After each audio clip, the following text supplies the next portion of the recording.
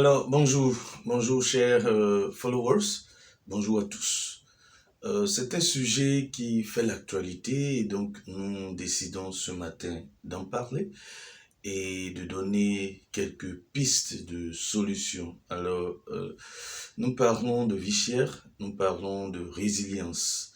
Et pendant que nous traitons ce sujet, il y a un phénomène qui prend de l'ampleur depuis quelque temps sur nos campus, dans notre cité, dans nos communes, etc. Alors, c'est le phénomène du suicide des jeunes. Qu'est-ce que nous disons du suicide des jeunes? Bon, je m'appuie un peu sur le travail ou le livre de Émile Durkheim qui a traité le suicide comme un phénomène, alors qui a tenté d'expliquer le suicide comme étant l'effet ou l'action de la société sur l'individu. Mais nous allons être plus pratiques parce que notre approche, c'est de ramener les questions de société à l'engagement ou à la position de l'individu lui-même dans cette société-là.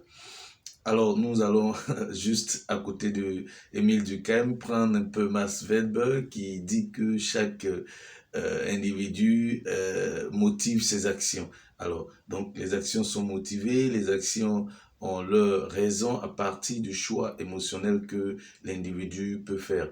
Qu'est-ce que nous allons dire de nous, notre approche de la résilience face à la vie chère? Nous dirons que c'est une question qui n'a vraiment pas sa place. Donc, nous poursuivons avec Max Weber pour dire que le suicide n'a pas sa raison dans notre société, si notre éducation, si nous sommes éduqués à entreprendre, si nous sommes éduqués à faire des actions réelles d'investissement, si nous sommes éduqués à ces 26 plans, donc à ces 26 lettres de l'alphabet, donc ces 26 solutions qui nous sont données, donc le plan A, le plan B, le plan C, le plan C, etc. Si nous sommes informés que lorsqu'une situation se présente à nous, plusieurs solutions sont probables. Si nous sommes éduqués que la solution pour que nous, jeunesse, nous, étudiants, nous, professionnels, nous, entrepreneurs, nous, chefs d'entreprise, sommes éduqués au fait que les solutions de ce que nous disons sont dans nos actions réelles d'investissement, etc., nous n'allons pas nous adonner au suicide. Alors donc, hier déjà, nous avons appris 2 suicides dans les rues d'Abidjan et l'un est fonctionnel, l'autre pas encore d'explication. En tant que sociologue, en tant qu'analyste, en tant que spécialiste des questions je vais dire, de résilience face à la vie chère, nous disons que la jeunesse doit être informée. Nous devons être informés que, quelle que soit la situation qui se présente à nous, nous avons 26 plans, nous avons des solutions. Et nous parlons de planification, d'organisation, nous parlons de coordination et de contrôle. Ce sont des actions quotidiennes. Ne pensez pas que lorsque votre premier plan vient d'échouer, les autres vont forcément échouer. Et ne soyons pas focus sur une seule solution à la fois. Par exemple, si nous avons des questions émotionnelles, donc des questions de sentiments, nous parlons chez nous ici en termes ivoiriens de goumé-goumé. On peut être capable de gérer ça si nous pensons que nous avons cette capacité-là de pouvoir vivre. Donc, si nous avons le choix de vivre, nous pouvons tenir. Nous parlons aussi des échecs. En général, l'échec sur les projets amène au suicide. Beaucoup de jeunes se suicident aujourd'hui dans nos sociétés parce qu'ils ils sont pas préparés à gérer les échecs, ils sont pas préparés à gérer un certain nombre de situations mais je pense, à notre humble avis, que la solution n'est pas d'arriver au suicide. Il y a 26 plans. Planifions, organisons, même notre vie personnelle, planifions, organisons, même nos activités, nos études, planifions. Lorsqu'il y a l'échec, comprenons que l'échec est un départ.